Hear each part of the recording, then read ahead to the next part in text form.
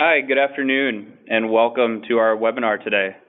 Today we'll talk about how 4 steps will change the way you approach your Treasury Management System selection. My name is Jeff Engelhardt here at Elire, and I will be moderating the conversation. Before we get started, I do have a few housekeeping items to walk through. Just a reminder, all attendees have been placed on mute for the duration of the presentation. If you have any questions, please submit them through the question portal on the right-hand side of your screen, and we'll take time at the end of the presentation to answer those. Any questions that require any sort of follow-up conversation through the question portal, we'll follow up on those after the conversation as well. Today you'll see a series of poll questions that do require your participation. By answering these poll questions helps us cater the content for what you guys want to see and what is most relevant to you and your organizations today. A copy of the presentation will be sent out in the next few days following the webinar. Since today's discussion, exciting, is approved for CTP credits, the CTP form will be attached to these follow-up materials before and after. Any of our past Elire webinars, as well as the recording for today's webinar, can be found on the Elire Inc. YouTube channel and at elire.com. I welcome you to visit either of those platforms for additional information. For introductions today, my name is Jeff Engelhardt, and I am the Business Development Manager here at Elire. I will share more information as to who Elire is and why we are the experts in the Treasury marketplace. Before I do that, I'll let Cory introduce himself.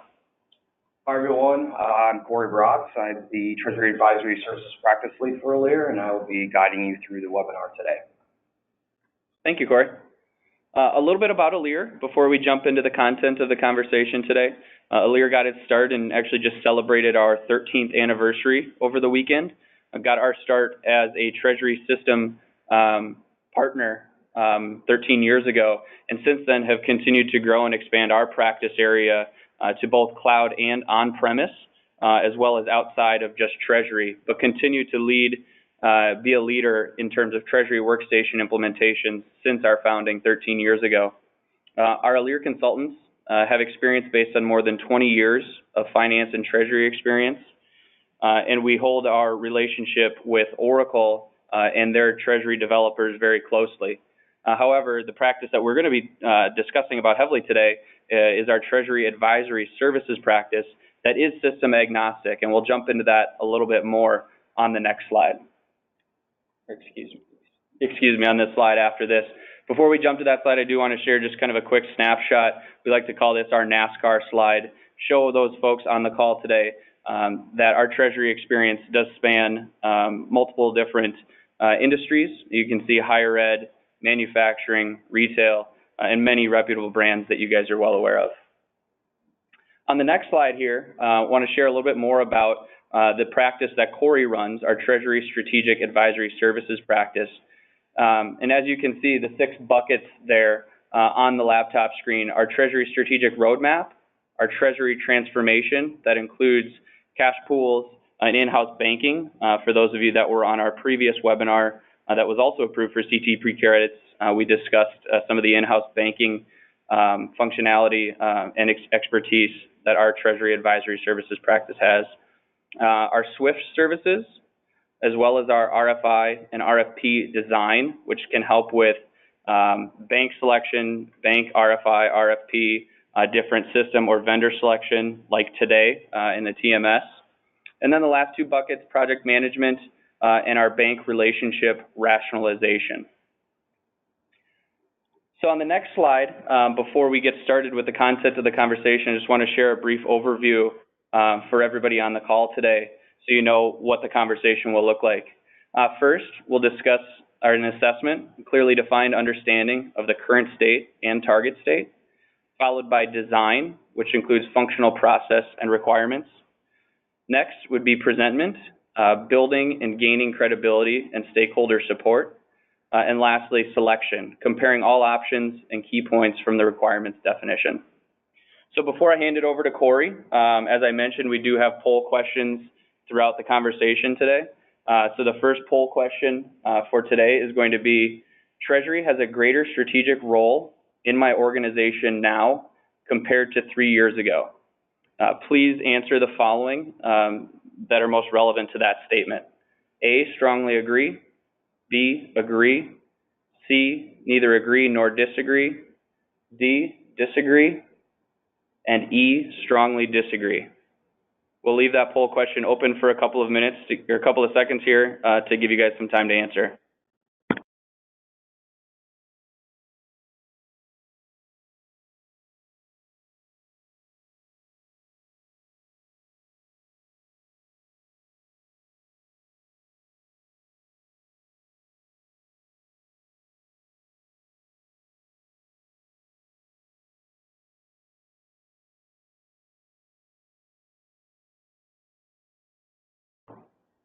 All right, for those of you that haven't got your answers in, we appreciate those of you that have.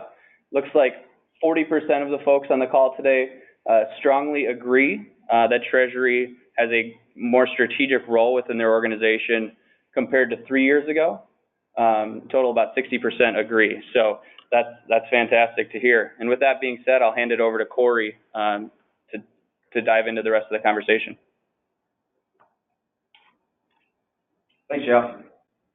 So I frequently speak to Treasury professionals across the country at conferences, through panels, emails, and webinars. And what I found is that most of you are at some stage in the software development lifecycle. And your consistent question is, what product or software change will give you the edge that you're looking for? And how do you stay current? And obviously all for the right price, of course. So from a recent poll from AFP, I found that the 12% of your peers say that their team is strategically and fully optimized, and nearly half of respondents are unclear to the efficacy of the technology. And so, realistically, we're bombarded by all this information every single day, and we try to understand why this is. And the most common cited barrier to adopting new technology is cost and the business case, which is right around 42%. And this becomes a definite issue when it comes to selecting your TMS from a committee standpoint or just from a peer standpoint, and making it very difficult to pick the right solution for your organization. Thank you, Cory. That brings us right away into poll question number 2. Again, for this one is a little bit different. Please select all that apply instead of just one. But the question is, what do you believe are the key reasons for a Treasury Department's greater strategic role in an organization? 1, greater visibility for senior management. 2, increased importance of liquidity management. 3, keen awareness and monitoring of financial metrics. 4, amplified focus on higher value-added work. And lastly, transition to a more holistic view of the organization by Treasury professionals. Again, we'll leave this open for a few seconds, and do select all that apply to you and your organization.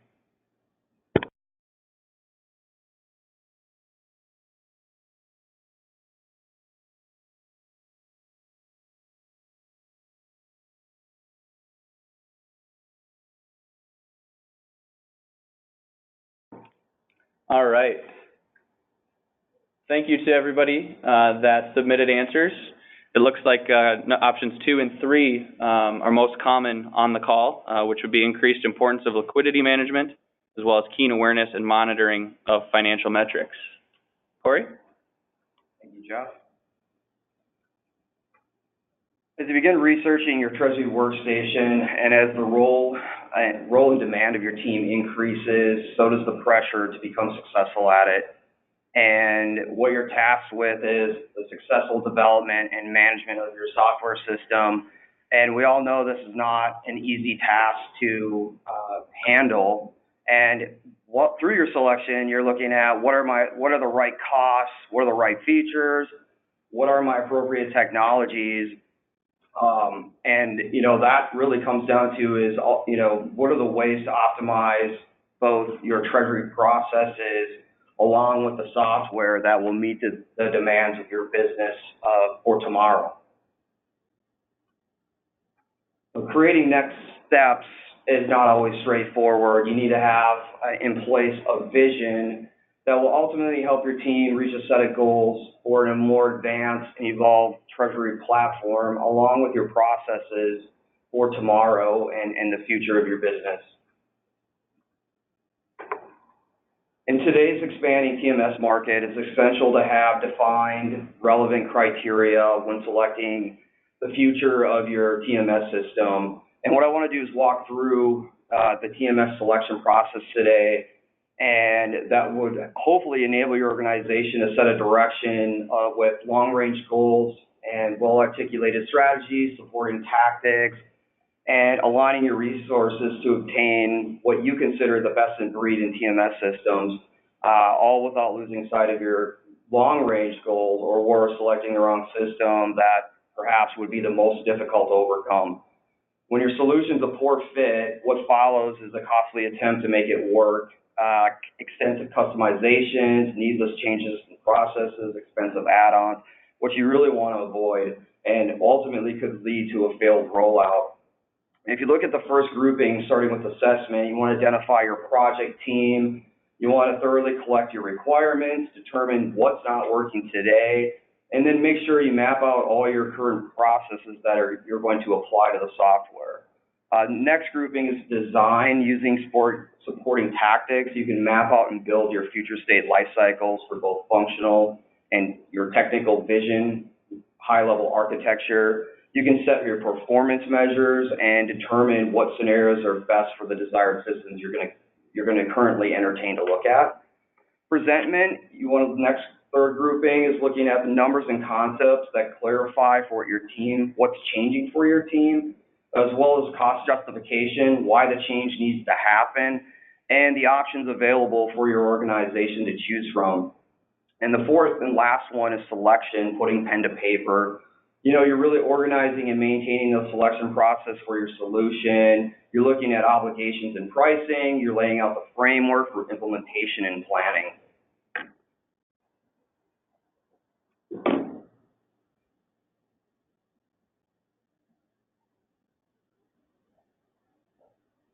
So next we have assessment, and that's really the first starting of our grouping. And before thinking about talking to vendors and analyzing any TMS systems from the current landscape and trying to find your optimal solution, you really need to answer the question, what am I trying to achieve? And if you can't answer that question with a pretty good degree of certainty, with a clear set of objectives, you may not be ready and doing some due diligence before you attempt to reach out to such vendors, probably a good thing to do. So TMS selection, where do I start? Precursor to any successful project is a clearly defined understanding of your current state and target state. Your Treasury group's current state may be manual intensive, replete with inefficiencies, control issues, and so on. The target state objective is usually to remove these inefficiencies, your current control issues, and dysfunctional operating procedures, and replace them with leading practices and best solution systems that you can find out there or available to you as of today. The biggest single problem, however, that most companies face, that they don't know what they don't know, and that really is that rings true. And what you need to do is where you can figure out, okay, where could I find the most amount of information? This is through attendance and participation in conferences such as AFP, or maybe a select regional user group, and also local chapters are very critical to obtaining a lot of that information. You should become familiar with the art of possible in terms of leading practices, novel ideas, creating solutions, and learning from those that have been there before. And that's very crucial to find out from your peers, how did it go? What did you learn? And what should I avoid? You want to consider, in your selection, or when you're looking through your criteria, what types of transactions and volumes are you likely to have in the future? What are our nice to haves or must haves? Are you willing to be flexible? Do you want leading class or just best in cost? And from factors to consider in technology is, do you have availability of a supportive IT group? Does your company have the appetite for public or private cloud-based solutions, or maybe even on-premise? How stringent are your security and control requirements? And do you desire the ability to customize your solution, say on-premise, or integrate into a broader digital environment within your organization? And all of those are key factors to consider when you're looking at a TMS system. So what do we take into consideration? Some of the important things to consider when selecting a TMS solution is deploying a TMS can be complicated, time-consuming, and expensive. Enterprise-wide TMS are identified as the most needed add-on module to establish ERPs. We all know this. That's why we're at the webinar today. While enterprise TMS solutions are an option, realizing quick ROI greatly depends on the delivery model. For example, a cloud-based solution beats the legacy deployment methods by an order of magnitude. Deployment time is measured in weeks rather than months or years. Cost is predictable with a monthly subscription versus millions in capital expense. With a cloud-based delivery model, the vendor manages your hardware, infrastructure, software, tools, and personnel. Upgrades may be seamless. There may be no need to schedule deployment windows, support upgrades, fixes, or patches. In addition, there will be no concern on within your team who will work with the added servers, databases, tools, and network connections, or you may not even have the right skill sets for the task versus, say, an on-premise ERP system. And integration with existing systems is important. Selecting the vendor with proven experience and at least quickly integrating with the leading ERP systems is very important. This requires open system architecture that will support the multiple data formats that you're currently using today. The next significant integration criteria in the scope would carry connectivity would be that you'd want to consider features that evaluate in your checklist. Open architecture, multiple integration options, proven record of integration is very important. With commercially available ERP systems, your real-time reporting, if you're looking at cloud capabilities, and security and reliability, and also scalability. So once you kind of looked at, here are my solutions, and you're trying to narrow down your list of vendor, you want to look at how you build your team. So key considerations for your assessment process is identification of your key stakeholders, who should do the review of the current Treasury processes and the requirements used for what you'll use for your RFI and RFP, matching objectives, long-term goals, and how to initiate dialogue with a short list of vendors. Your TMS selection team should include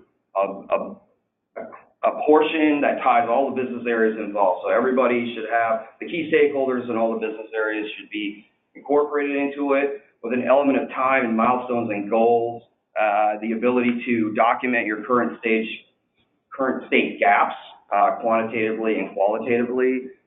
You have your team prioritize the business needs, determine the impact to that business is very important. What are your key drivers? You want to be able to set a realistic target, but make sure it's competitive enough to stay within the development timeline or the implementation timeline.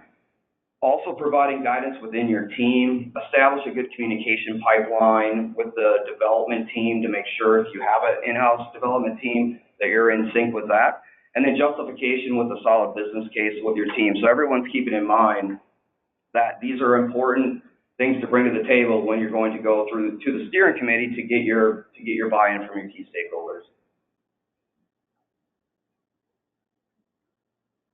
So to group your team in four kind of areas, what I'd like to do is look at your team should have some experienced team that have an in-house selection team that can do the required areas needed. People who are responsible, that can do the work, put together the fit gaps, complete the questionnaires, send them out, communicate with the vendors.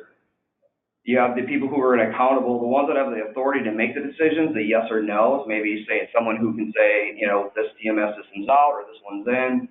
And then you want your expertise in there, the people who are consulted. Those who can give you feedback based on some of the input you're getting back from the RFI or the RFP in your response and from your questionnaire, and giving you insight into which direction to go. And then make sure that you're communicating or informing everyone that could be or would be significantly impacted during the current state assessment or future state down the road, so there's no big surprises. So establishing a long list really is kind of the first start in looking at your group of TMS options. And you should look at it from a like 5 or 6 potential TMS suppliers based on your project objectives and your Treasury functionality requirements.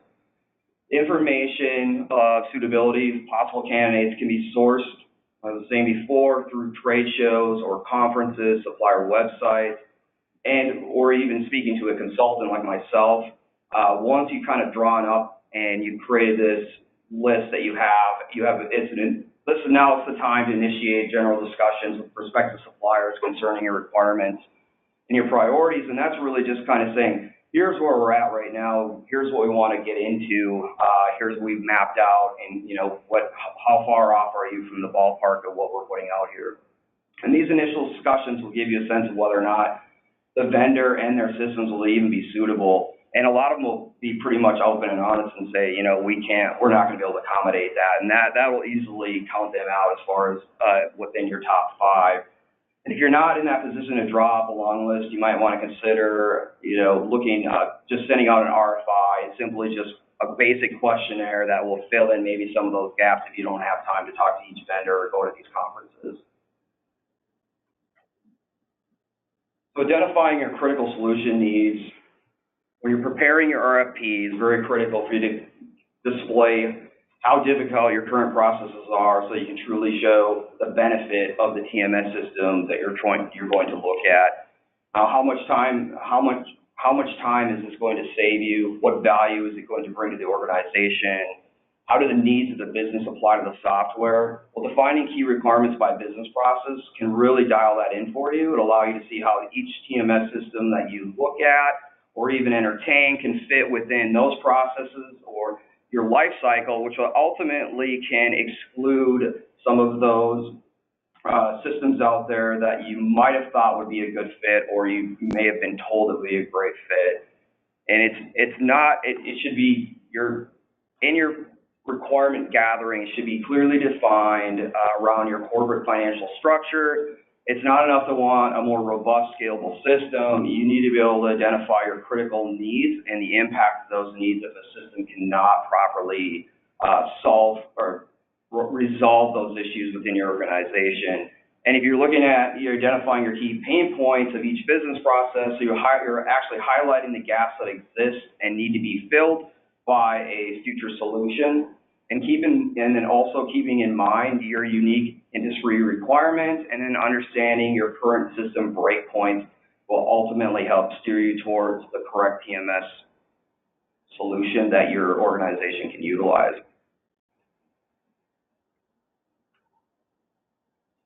So now you've assembled your requirements, you're looking at your gaps, and from a gap analysis, you're going to want to measure the difference between current state and your anticipated future state and the impact of those gaps.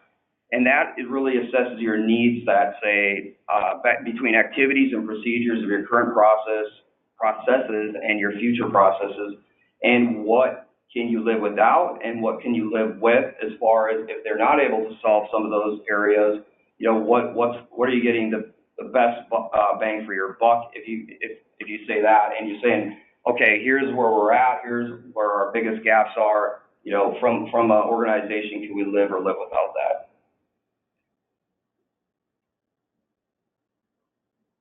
So creating a vendor short list, you sent out your RFI, you've got your response back, you're evolving this more manicured list, and that once that long list has been created, each of your suppliers should be able to send a requirement definition that allows you to describe your current TMS methods. They should be able to at least say, here's how we would do it in the software.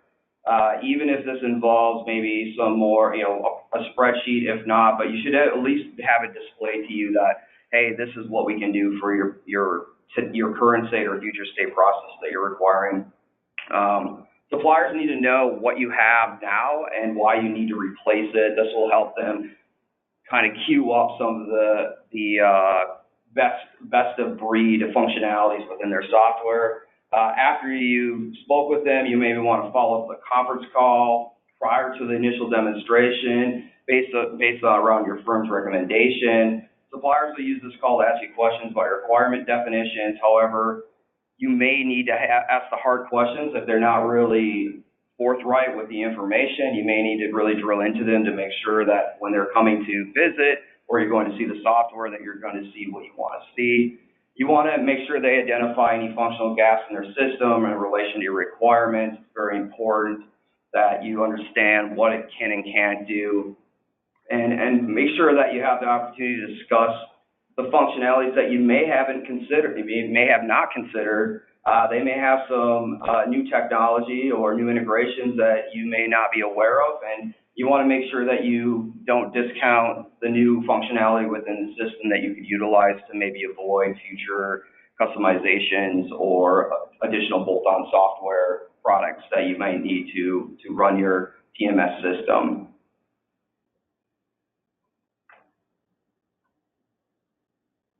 So for the TMS Selection RFP, so there are many kind of types of projects when you're looking at how you're going to go attempt to look at your TMS systems. And from a Treasury processes in place, you kind of have where you're rigid and you know the requirements and that what remains, and you need to match those requirements to your selection process. And with a rigid selection, you're looking at, you know, will the solution be able to meet every single requirement required? And this may be difficult when it comes to finding a product that will fit every single one of your requirements while maintaining, you know, selecting an out-of-the-box solution. So there might be modifications or changes to the software that would need to be done during that selection. You could come from a much more of a malleable level set. What you're looking at is, you know, plan for change, instances where gaps in Treasury requirements and how the product behaves will allow you to kind of reformat or redo some of those processes in order to better fit some of the products out there that you're looking at currently. And then, of course, you could go all in business process re-engineer. You'd be willing to re-engineer your processes and completely kind of revamp everything in order to essentially out-of-the-box fit any TMS system you're looking at. Ultimately, we know that's a very difficult thing to do, but also very costly, cost-effective in savings.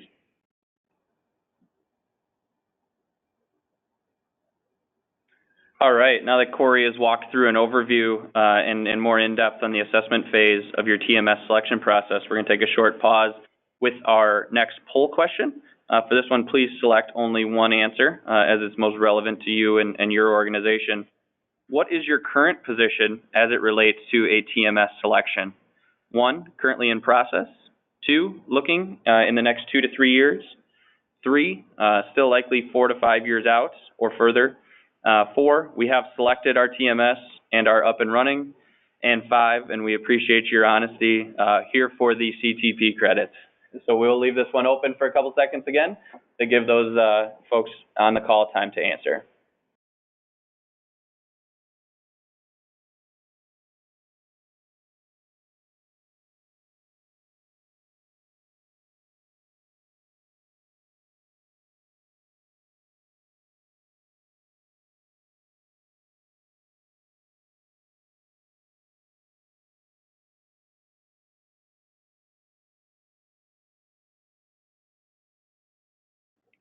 All right, thank you for those of you. We're closing the poll question. Thank you for those of you that have answered. Looks like we have a good mix on the call of those that are currently in process, those that have selected, as well as those that are still 4 to 5 years out. And it looks like we have a couple honest people on the line as well. So thank you.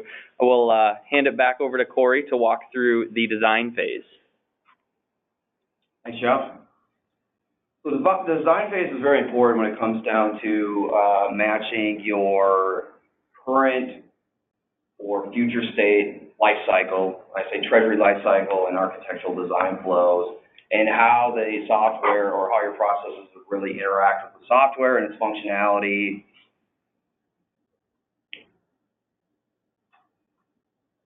So in this example, I kind of queued up 3 different options, and why 3 is not uncommon for many organizations to look at different software, different vendors in order to obtain the best of breed for each application area. Say, for instance, your human resource package from one vendor and accounting package from another, combined with payment factory, and ultimately a treasury system, you're looking at maybe a few different options, it's not so straightforward. So this example, you're looking at following standardization from a TMS system in order to combine a payment system across multiple lines of business.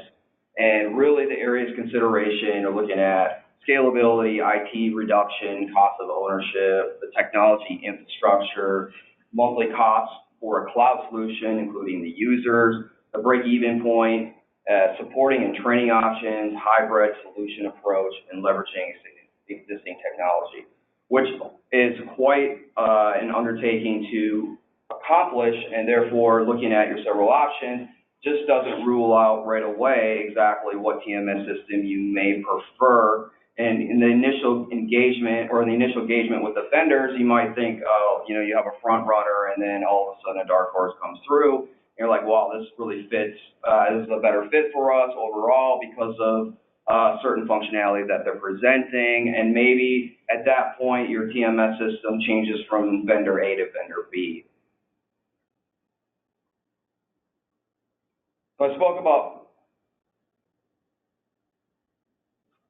about future state lifecycle and looking at the best approach tool, and really you're looking at a high-level business process lifecycle and building that framework to identify your task perform at each steps, and those steps are strung together to achieve the requirements or a series of requirements that basically apply to your TMS software that you're going to need to leverage. And it's critical to try to apply all your requirements throughout the series of stages of its life cycle, because that will really tell you where the deficiencies are within that system. And from a high-level layout, it'll demonstrate how your requirements can be overlaid into any TMS system. And if you're currently interested in the how that would work, you could ask the vendor to show you exactly how it would work in sort of a day in the life during your demonstration. Next critical thing to have is the future state architecture, and this is really going to map out your integration points and how complicated it is going to essentially hook your TMS system up to your ERP, and so or maybe in a bolt-on accounting system or whatnot. And it's really important to have that functional process identified in the technical structure and how it will be supported from a system development life cycle, say whether it's on-premise or cloud, and then incorporate how the circulation of data, the ins and outs, will move through that functional design. And you want to look at what's composed of your physical or virtual resources, supporting flow, storage, processing, and analyzing or analysis of the data. You don't want an interruption in your data continuity. Exchanging the data among various applications, it's a very sophisticated setup. It takes a lot of integration standpoints in order to make sure you have real-time data supplied to your TMS system, or your TMS system is supplying real-time data to your ERP system.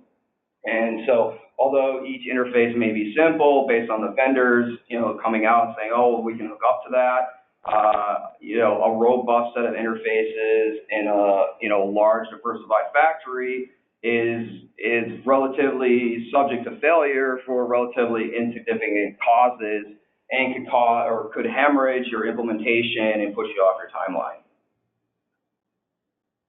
So we look at TMS selection I grouped them into three models, and you're looking at, you're trying to build this case and saying that what's your appetite for what type of platform, and from an on-premise, say a public cloud or private cloud.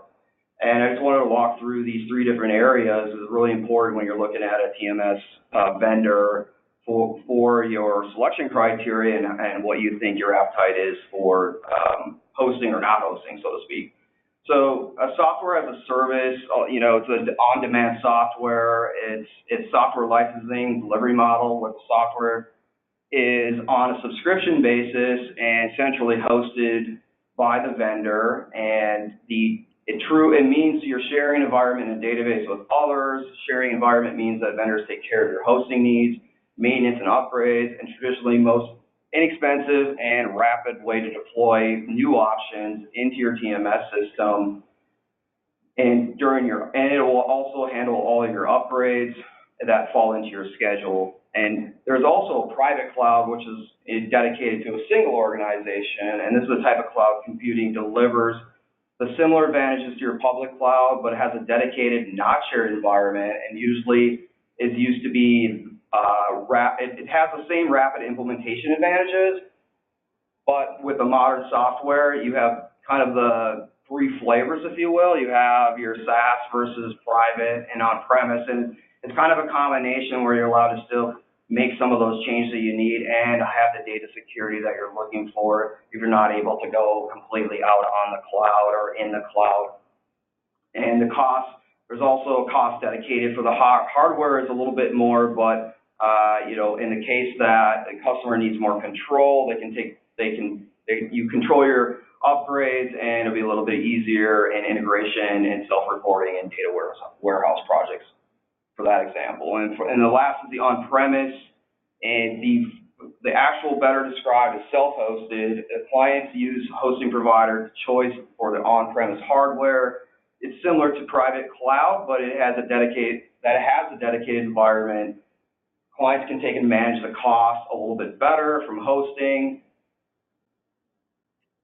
And so when you have the software solution across the 3 deployment models, this is going to ultimately allow you to select what TMS system is better fit to your strategies and so on. All right, thank you, Cory. That brings us to our 5th poll question.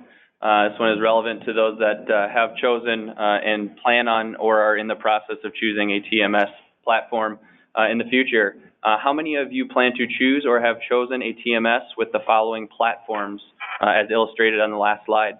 1 being cloud platform, 2 being private cloud, 3 on-premise platform, and for the 40% of you that have not decided or chosen yet, you may be undecided.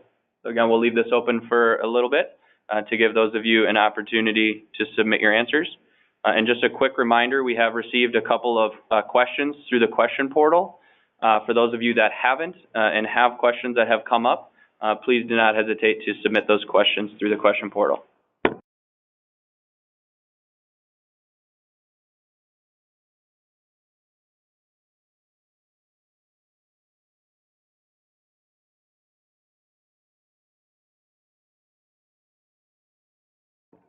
All right, thank you to everybody that took time to answer the poll question.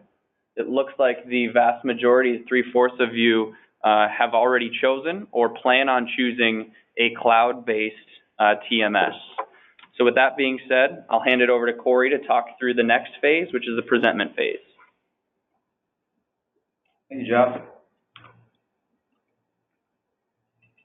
So now we've outlined the newly created business case. You created your RFPs, you sent everything out, you collected the data, and now you're trying to ensure sponsors that you're in line with budget, that there's solid management commitment to its completion, and that the agreement of the parameters that your team sought out have been duly noted and agreed upon. And so from an importance of building, gaining, and credibility and stakeholder buy-in, it's necessary to present your findings to those key stakeholders. So you have all the players at the table. The next question would be is how the solution is differentiated.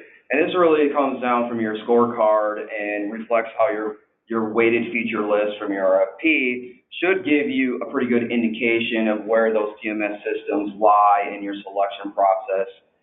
From an example is your underlying product technology, time to implement to deliver, the support and maintenance track record. During the demos, your vendors would probably tend to stand to their standard routine. If you've gone outside the box, you've asked them, hey, can you show us how this works, You kept them focused on the demo script that you provided. You pointed questions, asked about the gray areas that relates to your requirements and the metrics. So you're trying to slowly dial that in and kind of chip away at what the unknowns are. And as well as during this process, from the presentment standpoint, You want to revisit your scorecard after you saw each vendor demo. You want to look at exactly, is there any stone that has not been turned, and so on. And the goal of the score is all of the demo topics and the following in the areas that you presented from during the RFP process, and really kind of look at where your biggest gaps or where requirements have not been fulfilled and what's its impact to your team today.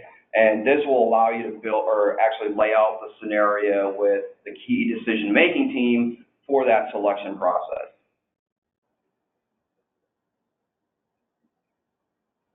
So I know that making the decision obviously is overwhelming, to say the least. There's a lot of man hours that go into it. And if you're using a quantitative visual approach to addressing and evaluating your selection, it makes it easier to get the key stakeholders buy-in in order for you to move forward with your selection process.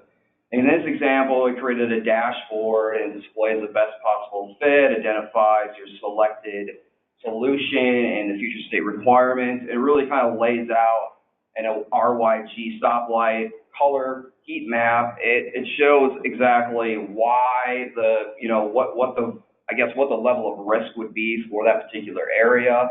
A linear graph is a good example to show how exactly your current state, your future state, and how your TMS solution is reaching that.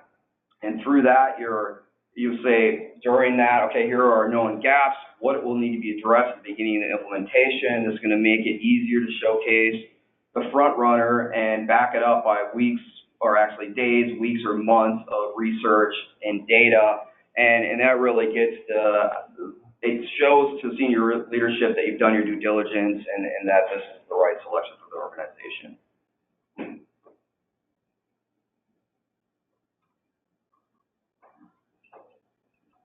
So just as you had to present a convincing business case before the evaluation process commenced, you'll also have to present a business case for your choice of your preferred TMS supplier. Particularly the costs involved are very important. And so to make that information, you need to have the best case possible. Once management has agreed to purchase a TMS of your choice, that's really where the work starts. And why you're going to have to explain why is the total cost of ownership estimated important.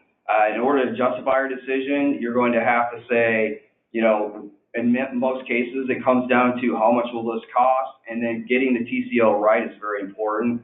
Taking the cost of, say, a SaaS solution versus on-premise and the justifications behind that. And you're going to be expected to throw out maybe compare the costs over a long time horizon. For example, use a 3-year TCO estimate, regardless of how the system is hosted. That way it shows you the blend of the cost that is going to be impacted over the duration of the next, say, 1 to 3 years.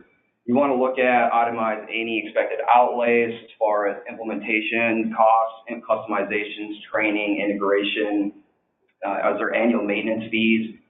Partner support fees, what is the IT support cost, FTE time, additional hardware if needed, virtualization costs, and then any kind of ad hoc IT costs for, say, an on-demand access cloud solution that you currently don't have within your team.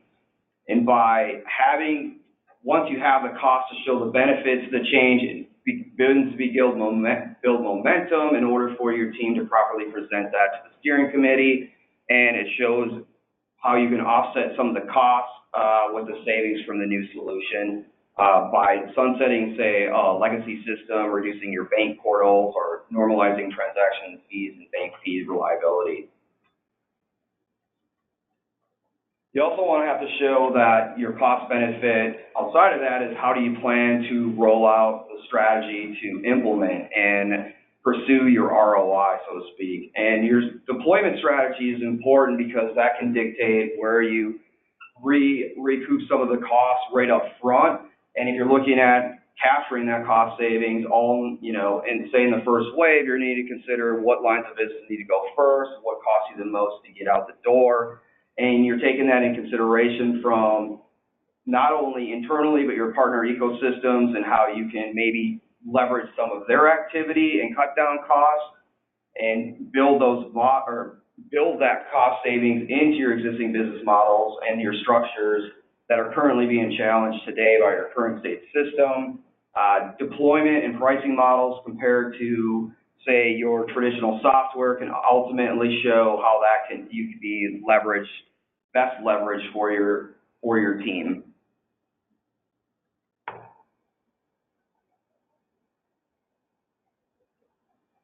So last is sort of really the, how do you plan to lay this out and how will this really work within your organization? And establishing a timeline is really key to the implementation of your TMS selection. No matter if it's an on-premise or cloud, you're still going to need to look at the vendor's implementation timeline to be able to demonstrate a high-level plan that you're going to look at or reevaluate your current business processes once the TMS system is in place. Some of the things that fell out from the RFP. You're going to then take your future state organizational structure, your architecture, and your life cycle to apply that towards your implementation plan. You're going to make sure you leave time for proper configuration and the development standards that you have to adhere to. You're also going to define specifications to satisfy the requirements.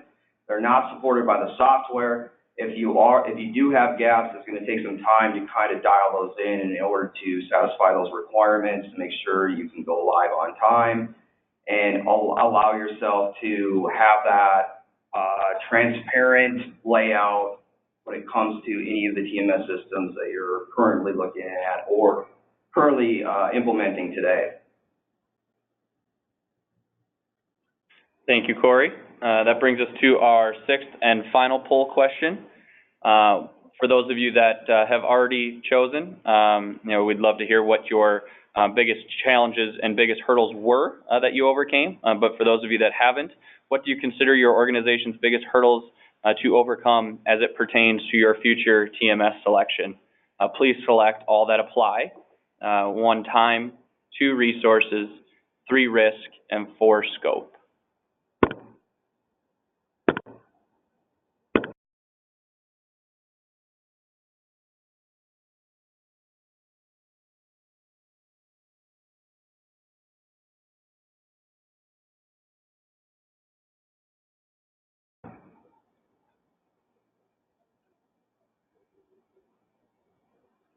All right, we're going to be closing it out here. Thank you for those that have gotten your votes in. This is probably not going to be surprising to anybody on the call, but that sounds like the biggest challenge that folks are forecasting is the availability of, both internal resources as well as how to manage external resources. So after that, I will hand it to Cory to walk through the final phase, which is the selection phase. Thanks, Jeff. So the final step, in this process, the selection process, and it really comes down to is you carefully compared all your options, you've looked at your key points from the requirement definition, and now you're looking at, we're going to put pen to paper, we're going to select the TMS system, we're going to move forward with it. So choosing the right solution. You've measured size, weight, pretty much tick and tied every piece of data that you had. And this is a considerable amount of information to digest. So how will your technology really interact with your current systems? Question. What new software or hardware will you need to get up and running? So in a perfect world, your solution will integrate seamlessly with existing software without any bumps. We all know this not to be true. So from a standpoint you're looking at today versus yesterday, with the technology improvements, TMS vendors are able to leverage some of or ease that, if you will, with some of those connectivity issues and so on. And from a implementation standpoint, they are beginning to become faster and cheaper. And this would allow you to ultimately maybe make your life a little bit more of a headache because they all are trying to catch up to each other and they're somewhat level set in some of their delivery. And so that does make it hard to really pick the final solution, in your top 3. And for example, you have your cloud. Obviously, cloud technology allows the environment to sit up be stood up very quickly and maintained at a lower cost, but it comes at a price. They're less customizable. All obviously the integration standpoints, although maybe seem easy up front, down the road, some of the data sharing there may be some roadblocks there. Some of the newer today versus yesterday, agile development, the newer software, they're not really following the traditional waterfall development life cycles. So maybe they are releasing more often or more frequently, and you're trying to really get your business up to speed in order to keep up with that. And maybe you're looking at, okay, how do we attempt to do that? And then maybe that's a reason why you're looking more at on-premise. And then last is really user experience. When you're looking at the software, great software should be obvious to you when you're looking at it. You should have a pretty good feeling. Outside of your quantitative and qualitative measures, you should really just look at the software and say, this is something for us. I think we really like it. And that's really hard to quantify, and easeability of use. And after a 1 hour hands-on demo, your team should be able to look at your operations and say, I think that we're onto something. This is something we could really leverage for the future. So in conclusion, evaluating and selecting your systems at this point, your choice of TMS vendor is obviously a critical business decision. Your selection process entails dozens or so separate stages, which makes it very complicated. So you don't want to rush the process. You want to make sure you do your homework. You make sure you don't skip over any steps. And that probably would really apply to our polls where your resources are minimal and it makes it hard to do the due diligence that's probably needed when looking at a TMS system. And obviously the length of time and level of inquiry required and evaluation and selection process depends on the level of complexity of your company's treasury activities as well as your budget. You may be limited on a budget, or you may have unique requirements that maybe rule out a lot of TMS vendors or maybe rule in a lot of TMS vendors. And even with a modest system or current state system, it's going to take months to evaluate properly. And something with more complex, you may be looking at 9 months of solid kind of research and building a case before you even really get into it. That would allow you to have the knowledge or input into where to start and how do you start. Depending on your scope of your project and size of your budget, you may want to engage at least some sort of consultancy, establish Treasury IT folks, advisory firms. You want to talk to your bank. You're probably going to want to do both, and you're also going to want to create your evaluation team as soon as possible. And last but not least, I would stress that be objective when scoring with your vendors. Some of the vendors are going to promise you the moon initially to receive high marks on their scorecards to get in the door. You want to be cognizant about that. It's easy for them to make the implementation sound easy and straightforward, and you're going to say, hey, let's go do that, let's move forward with it, and then you're going to lose sight of what actual system you're looking for. And realistically, every time you talk to these guys, these vendors, you're going to want to regroup with your team several times, just kind of get everyone's input and make sure that you're not losing sight of what your ultimate goal and vision is for a workstation that you started out with in the beginning. Thank you, Cory. It looks like we have enough time here at the end of Cory's presentation to answer a few of the questions that came in through the portal. Again, I would encourage you guys, if you haven't done so already, please do submit any questions, and if we run out of time, we'll certainly follow up with those offline. But it looks like the first question that came in for you, Cory, is asking when and if is the best time to implement a new TMS solution. Thanks, Jeff. Well, it really depends on many factors, as you can probably guess.